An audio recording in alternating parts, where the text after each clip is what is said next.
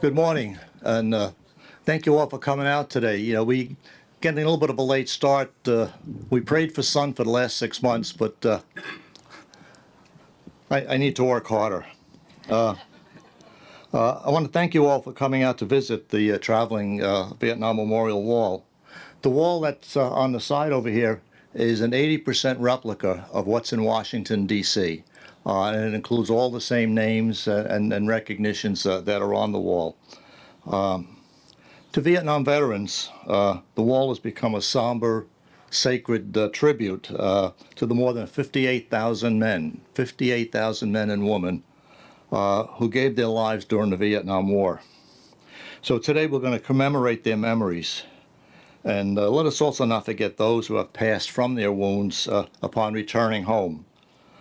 On this Memorial Day, we also remember the men and women who gave their lives in so many U.S. military actions. Today, we also commemorate their sacrifices and their memories. We thank all of our veterans, past and present, for all the sacrifices they have made this great nation, for this great nation. And I want to thank you. And in particular to our Vietnam veterans, welcome home, brothers.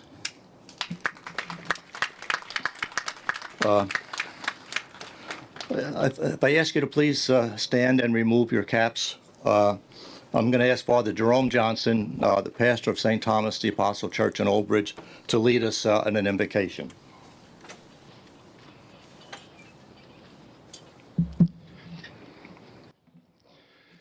With gratitude and honor. Gracious God, on this Memorial Day weekend, we remember and give thanks for those who have given their lives in the service of our country. When the need was greatest, they stepped forward and did their duty to defend the freedoms that we enjoy and to win the same for others. O God, you yourself have taught us that no love is greater than that which gives itself for another. These honored dead gave the most precious gift they had, life itself, for loved ones, neighbors, comrades, and country, for us. Help us to honor their memory by caring for the family members they left behind, by ensuring that their wounded comrades are properly cared for, and being watchful caretakers of the freedoms for which they gave their lives, and by demanding that no other young men and women follow them to a soldier's grave unless the reason is worthy and just. Holy One, help us to remember that freedom is not free. There are times when its cost is indeed dear. Never let us forget those who paid so terrible a price to ensure that freedom would be our legacy. Though their names may fade with the passing of generations, may we never forget what they have done. Help us to be worthy of their sacrifice. O God, help us to be worthy. Amen. Please be seated. Tony had asked me to say a few words. I grew up in an Army family, and my father was Lieutenant Colonel Jerome Johnson. He was drafted for the Green Bay Packers along with Paul Hornig in 1958. Vince Lombardi was coach at the time. However, he remains just a footnote in Packer history, as instead he decided to join the Army.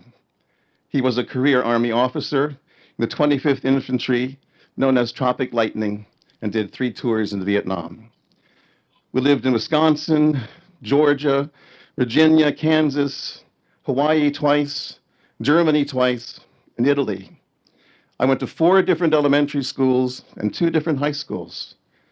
In the 22 years he was in the Army, we moved 14 times, sometimes from temporary housing to permanent housing on the same military base, and sometimes living on the economy. When living on base, everything stopped. Cars, bikes, walkers, and everyone, young and old, stood at attention. Servicemen would salute, and civilians held their hand over their heart when retreat sounded each afternoon, signaling the end of the workday. It was not always easy leaving friends behind when Dad was transferred to another destination or assignment, but it was all we knew. So it's not easy for me to answer the question, where are you from? I'm an Army brat. I'm from all over. We experienced and saw things and parts of the world that others never get to see. It was a good life, and I'm grateful for it. God bless all our servicemen and women, and God rest those who paid the ultimate price. Thank you.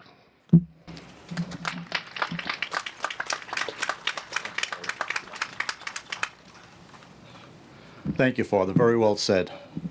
I'm going to ask you all to please rise and remove your caps for our Pledge of Allegiance. If you're military or veterans, feel free to use your hand salute. Present arms.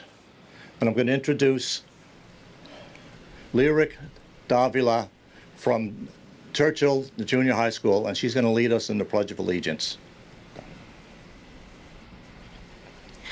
I pledge allegiance to the flag of the United States of America and to the republic for which it stands, one nation, under God, indivisible, with liberty and justice for all.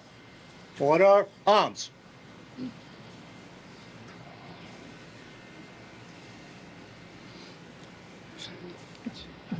As we welcome the United States Air Force, please be seated. I'm sorry. We're going to welcome the United States Air Force Color Guard who have come to honor us and honor our veterans. The Color Guard consists of Senior Airman Meaches, Airman First Class Hamilton, Airman First Class McGraw, and Senior Airman DuPont.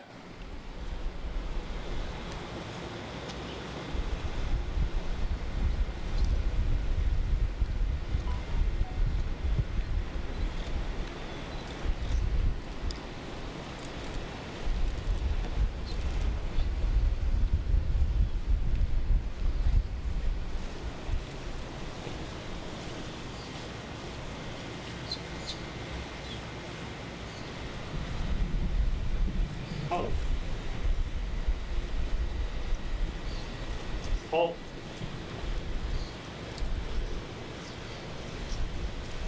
Present arms.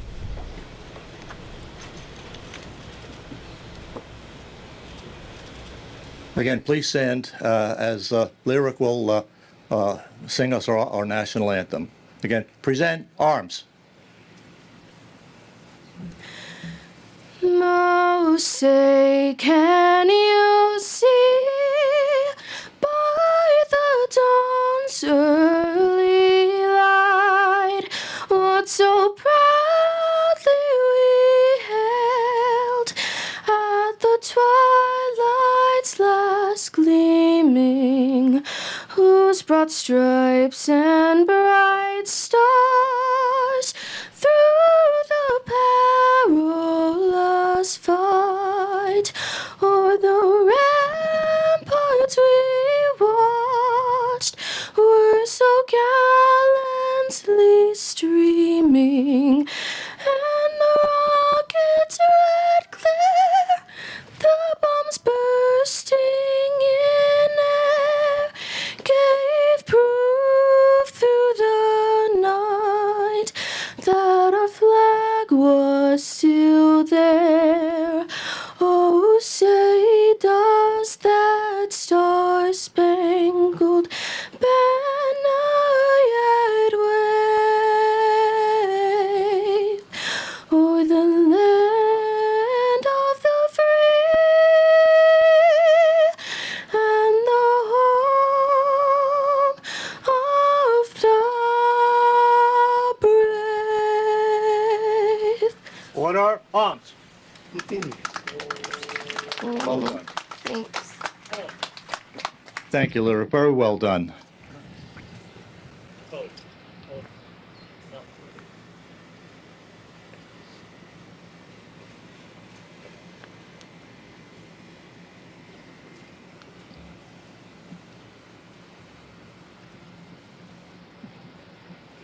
Thank you to the United States Air Force Color Guard.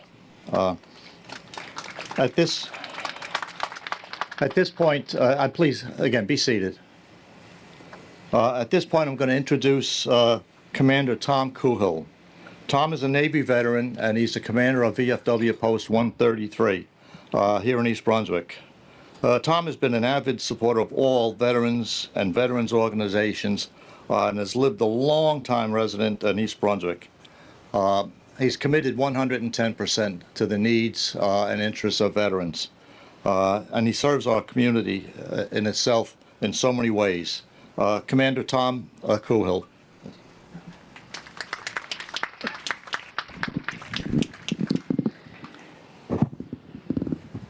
Thank you, Tony. Welcome all of you here today. Thank you for coming. Thank you. I have to thank a lot of people here, and I'm afraid I'm going to leave some out, but I'm going to try anyway. Mayor Cohn, our mayor of our town, was very generous and graceful to us throughout our campaign. I'm bringing in this. I want to thank our Parks and Recreation for the great job they did in here, getting all this thing ready for us. Our police department, who helped escort the wall yesterday down here. Our fire department, Rolling Thunder, the Blue Knights, motorcycles, groups that helped us get it down here. Thank you. There's so many people that has to be thanked. Our auxiliary within this post in East Brunswick is amazing, and I thank them. Rob Zuckerman, who works for the township in here, that man's wife's ready to have a baby any minute, and he's putting in 12 hours a day to helping us. So thank you, Rob. Our council, I thank you, all the council members are here today. Thank you very much. We appreciate that. And one other man, John Kostick. This guy stays out of the picture a lot, but man, does he do great work. And I thank you, John. It's been great to do this. So a little while ago, I went in there, and Father Jerome was in there, and I said, "Can you do anything about this weather? Say a prayer or something." You're good. That man is good. Wow. So, I couldn't believe it. Come out the sunshine. That's nice. That's nice. There's one other person I want to thank also. My wife, who puts up with me 24/7. Couldn't do this without her. And last but not least, the guy who was totally opposite from me.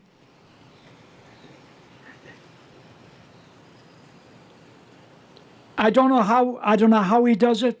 I can't believe it. Tony Finelli, the man hasn't got a good night's sleep in 6 months. And I don't think he'll be talking to me on May 28th. But he's been unbelievable, and I thank him so much. There's one other young man who drove this truck this wall in from Texas, standing right over there with the blue shirt. Thank you so much. We appreciate him. Thank you. All right, I'm gonna turn it over. Thank you very much. Appreciate it. God bless you. God bless our troops. God bless the United States of America. Thank you. Appreciate it. Thank you, Commander. Now I'd like to introduce, I'm honored to introduce Mayor Brad Cohen of East Brunswick. Mayor Cohen has served East Brunswick as its mayor since 2016. Prior to, being elected to mayor, he was also a very active member of the East Brunswick Board of Education. And so we're talking about 16 to 17 years in service to the township of East Brunswick. And just my own observations, I mean, he's an avid proponent of continually improving the quality of life for the residents of East Brunswick. Mayor Cohen?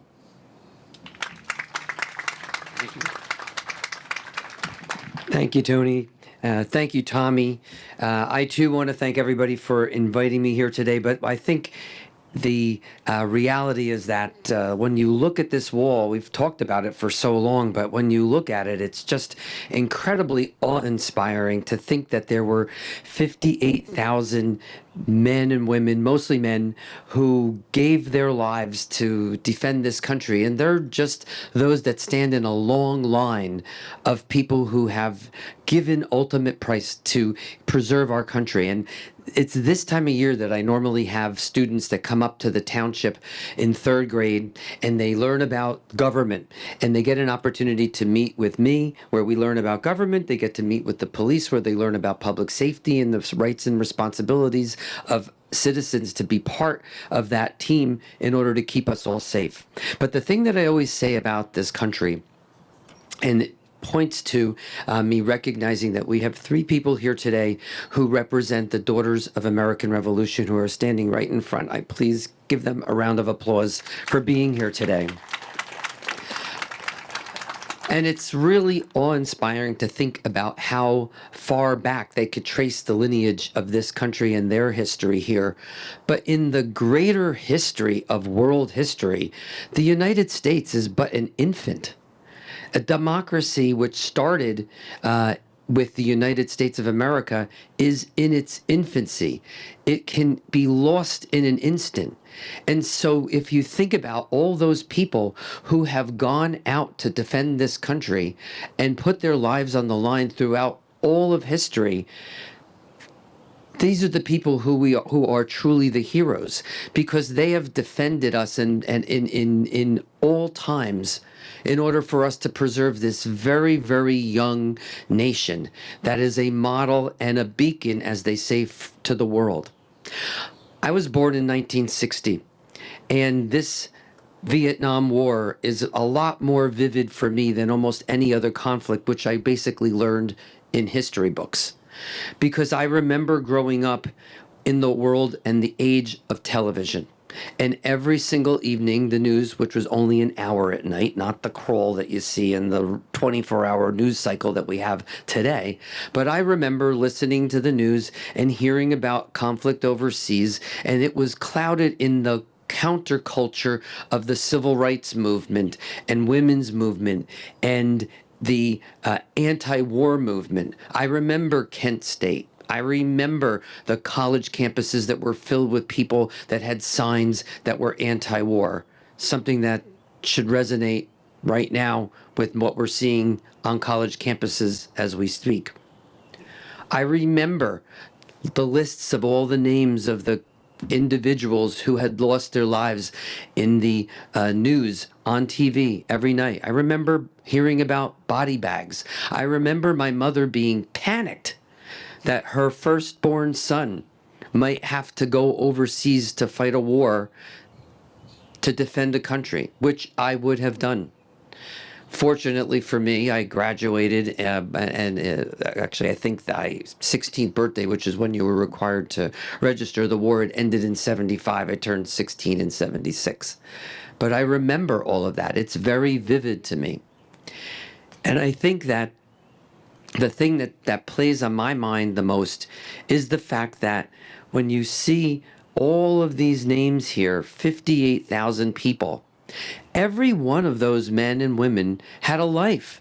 They had family that mattered to them. They had friends that mattered to them. They each had a story. And for those that drafted dodged the war and went to other countries or did everything possible to get out of the war, for all of those that stayed home and watched it on TV as if it's another movie, this is what's vivid. These are those people, these are those individuals that believed in honor and in dignity and in loyalty and in humility, because they were standing for something and defending something that was far greater than themselves. That's the tribute. That's why we're here today. And I hope that we have a big turnout. Thank you. To give honor to those who gave the most ultimate of sacrifices to this country. They are our heroes. And those that are serving today and in the future to defend this country deserve our ultimate appreciation. And again, those are the heroes. That's what Memorial Day is about. And thank you all for coming out today and being part of this great tribute.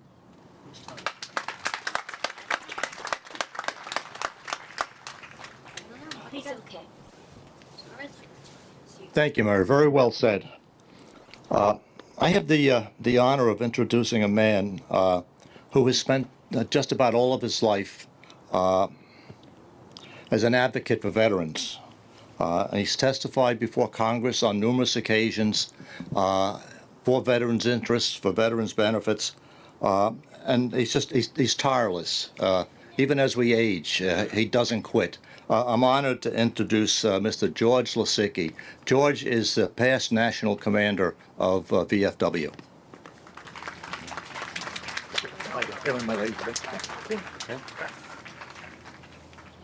All right. Just got to get some blood back in the legs. We're good to go. Reverend clergy, mayor and council, fellow veterans, ladies and gentlemen, and the fine citizens of this wonderful township of East Brunswick. I'm certainly honored to be here, not only yesterday as your Grand Marshal, which was a great honor for me, but to be here today for the opening of your wall, the traveling wall. This wall was in Carteret 8 years ago. And we had a committee meeting, and one of the members, the younger fellow, the head of the Parks Department, said to me during the meeting, he said, "What happens if it rains?" I said, "It rained in Vietnam, you know." It started rain one day in Vietnam, and 3 months later, it stopped. And he just looked at me, puzzled. He just didn't understand. But this is a wall of love. It's a wall of healing. Like the mayor says, each one of those names had families. And it's over 58,000 names on that wall. I had the opportunity on November 13th, 1982, to take a busload of Vietnam veterans from Middlesex County to Washington, D.C. for the dedication of the Vietnam Memorial Wall. We marched down Constitution Avenue. Then we went to the wall for the dedication. What a sight. There wasn't a dry eye in the place. Just the first glance at this wall and looking at those names. So many young Americans lost their lives defending our country. And it means so much that this wall is able to travel the country, because the Vietnam Wall in Washington, D.C. is the most visited monument in Washington. 5 million visitors a year go to see that wall every year. But how many millions don't get the opportunity to see this wall? How many names are on there with families who never seen their loved one's name on the wall because they couldn't get to Washington, D.C.? So when this wall travels around this great country of ours, it gives them a little closure. They can see the name. They can see all the sacrifices made during the Vietnam War. It keeps the hope of Vietnam veterans alive. So nobody ever forgets, never forgets, the battle that Vietnam veterans fought. I remember I was at the VFW post one day, and I come from a World War II veterans post, and I put on a movie, We Were Soldiers, and World War II vets were sitting there, and I had it on. Lieutenant Colonel Hal Moore at the time, that later became General Hal Moore, which I had the opportunity to meet, a great leader, just passed away a few years ago. The Battle of Irang Valley, the first major battle of the Vietnam War. And the World War II vet sat there and I looked, he says, "That really happened?" I looked at them and I said, "What do you think happened in Vietnam? What do you think happened?" That's what happened. That's the sacrifice Vietnam veterans made. And it took a while for anybody, I shouldn't say anybody, but a lot of people to recognize the sacrifices that the Vietnam veterans and their families made. It took a long time. And now we get a lot of welcome homes. By taking the lives of many of our Vietnam veterans, their minds, it's too late. It's too late. We needed that love when we came home. But see this wall here today, just to remind everybody about that great sacrifice that our Vietnam veterans made. I want to thank the mayor, the council, Tommy Kuhel, Tony. Tommy and Tony came to Carteret about 6 months ago because we had the wall and they wanted to get some information.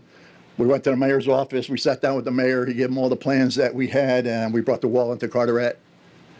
And they've been working that long, that hard, to make sure this beautiful wall came to the great township of East Brunswick. So Tommy, East Brunswick Post 133, your auxiliary, American Legion Post, I understand, was a big contribution to this. Other veterans organizations, the fine community of East Brunswick, thank you. Thank you for bringing this wall here. Thank you for remembering. God bless each and every one of you. God bless our troops. And may God always bless our great United States of America. Thank you.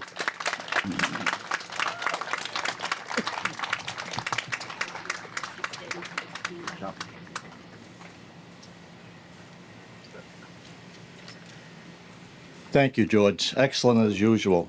I just want to add a little bit of color to what George spoke about. He talked about Lieutenant Colonel Hal Moore. Hal Moore led the 7th Cavalry in the Yadrang Valley. The 7th Cavalry is the organization that was led by Custer so many years earlier. And, you know, there's a movie that came out a number of years ago about the 7th Cav, and it was Apocalypse Now. That commander was Colonel Moore. There's a, you know, when people speak, we always say, you know, freedom isn't free. That there's a price for everything. And there's a poem that was written by Kelly Strong. Kelly Strong was a high school student at Homestead High School in Homestead, Florida, and he was serving as a junior ROTC cadet. It was written as a tribute to his father, a career Marine who served 2 tours in Vietnam. For a lot of us, we like it, we use it, and we're going to have a reading now by our commander, our president of the Ladies Auxiliary, Robin Gerhardt. Please welcome Robin.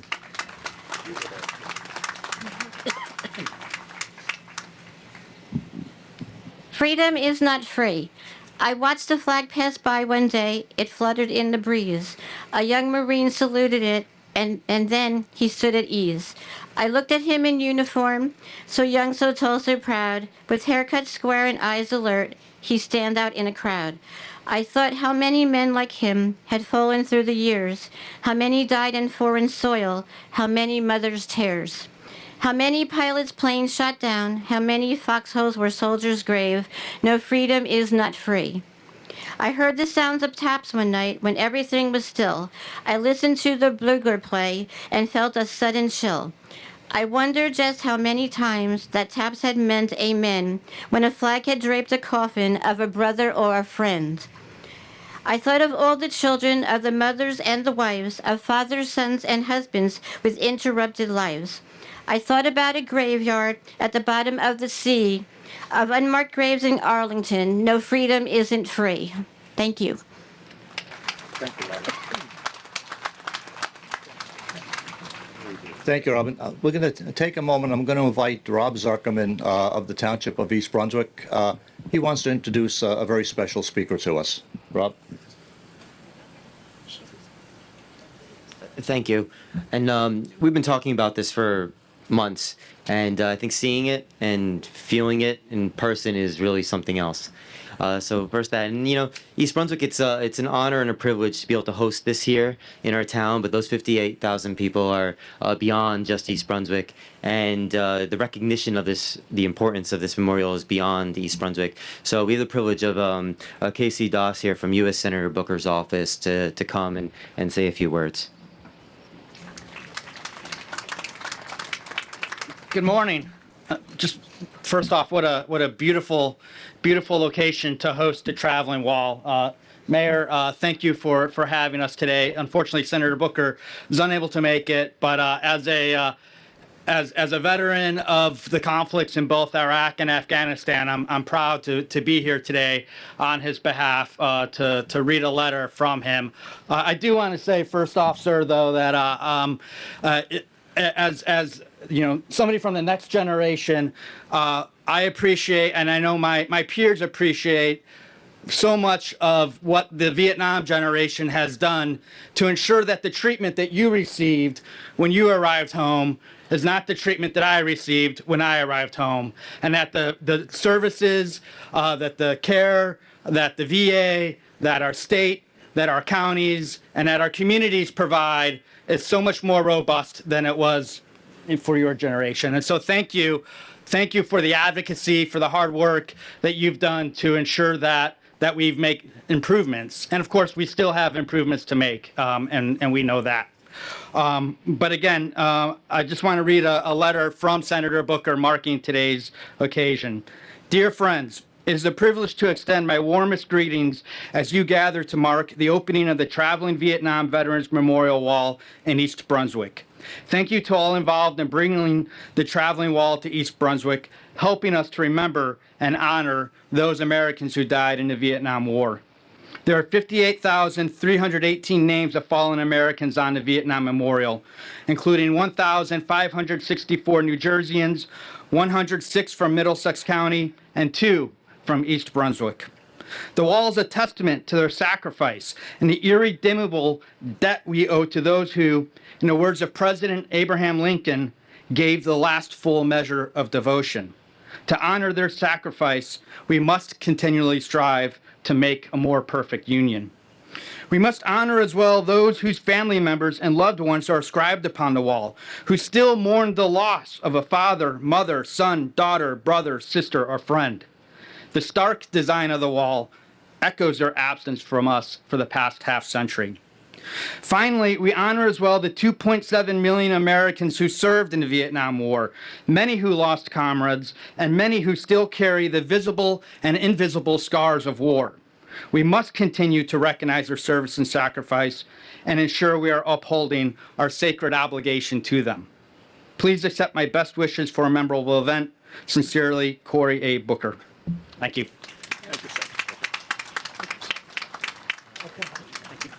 Thank you, sir. And give our best to Senator Booker. The flag that hangs next to the American flag, the black POW MIA flag, it's there for a reason, and it's there to not forget, ever. 2 of our auxiliary members, in a moment, will go through a ceremony if you go to any VFW post or any military post, you'll typically see a table that sets off in the corner, not unlike what we have here. And there's actually a ceremony that goes through that and commemorates those that we don't know where they are. They're not accounted for, and we will not forget them.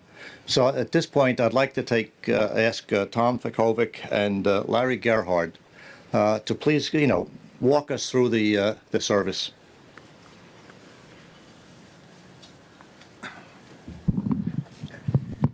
Can I please ask you to remove your hats for the service? Thank you. Those who have served and that are currently serving in the uniformed services of the United States are ever mindful that the sweetness of enduring peace has always been tainted by bitterness of personal sacrifice. We are compelled never to forget that while we enjoy our daily activities, that others have endured and may be still enduring the agony of pain, deprivation, and imprisonment. Before we begin our activities, we pause to recognize the POWs and the MIAs. We call your attention to the small table, which occupies a place of dignity and honor. It is set for one, symbolizing the fact that members of our armed forces are missing from our ranks. They are referred to as POWs and MIAs. We call them comrades. They're unable to be with their loved ones and families, so we join together, pay humble tribute to them, and bear witness to their continuous absence. The table is small, symbolizing the frailty of one prisoner, alone against his or her suppressor. We remember. Larry. The tablecloth is white, symbolic of the purity of their intentions to respond to their country's call to arms. We remember. The rose in the vase signifies the blood that may be shed to sacrifice to endure freedom of the United States of America. The rose also reminds us of the family and friends of our missing comrades we keep the faith. We await their return. We remember. The red ribbon in the vase represents the unyielding determination for a proper account of our comrades who are no longer among us. We remember. A slice of lemon on the plate reminds us of their bitter faith. We remember. The salt sprinkled on the plate reminds us of the countless tears of the families that await them. We remember. The glass is inverted. They cannot toast with us at this time. Remember. The chair is empty. They are not here. We remember. The candle is a reminder of light of hope, in which our lives, in our hearts, to illuminate their way home, away from their captors, and in open arms of a grateful nation. We remember. The American flag reminds us that many of them may never return and have paid the ultimate supreme sacrifice to ensure our freedom. We remember. Let us pray to the Supreme Commander that all our comrades will soon be back within our ranks. Let us remember and never forget their sacrifice. May God forever watch over them and protect them and their families. Thank you. That's it.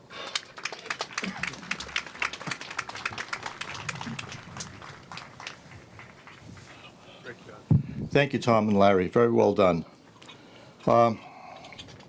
Just a couple of things as we wind down.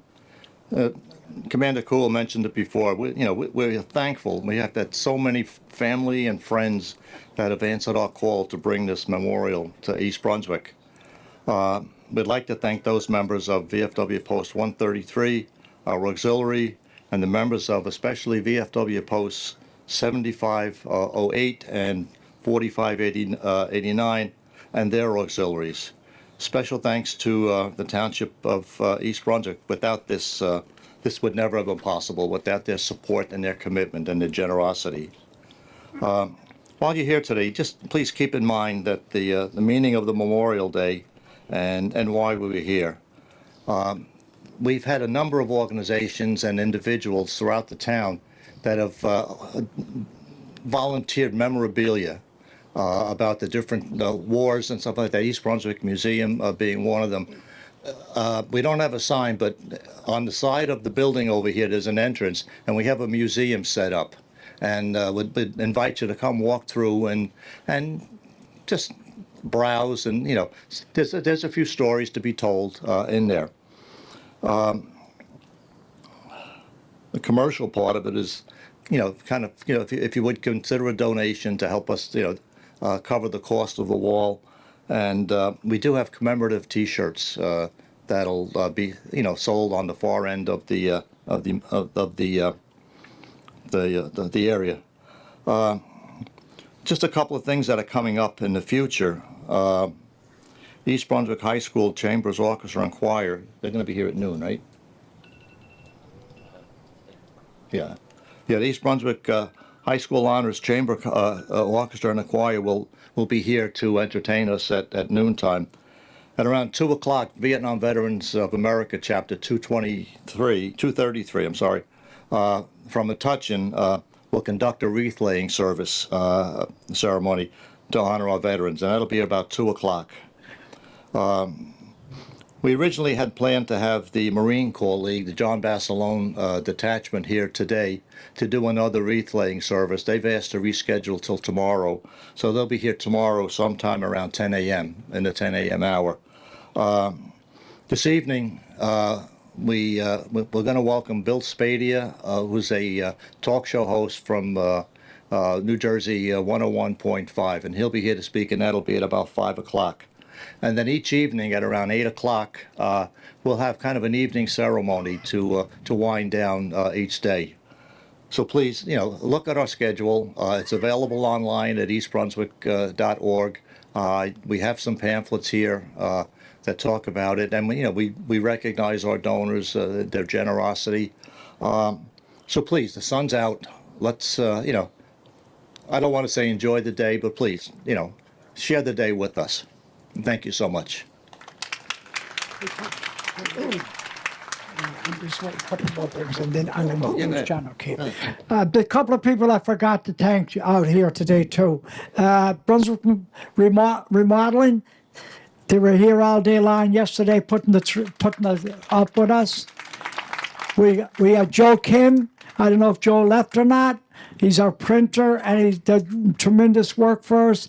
And Stop and Shop from East Brunswick. Thank you guys very much. Now we have my good friend John O'Keefe with the bagpipe player play for us. Thanks, John.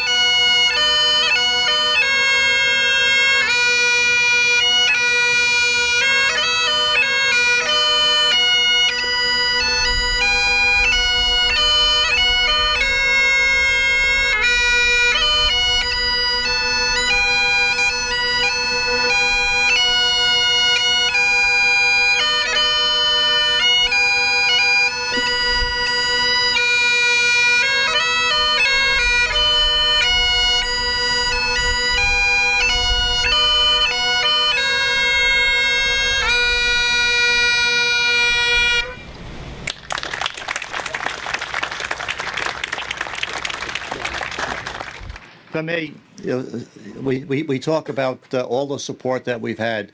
I have a partner who stood with this through me the whole time. We're married 53 years and we're still friends. I just want to say how proud I am of this man.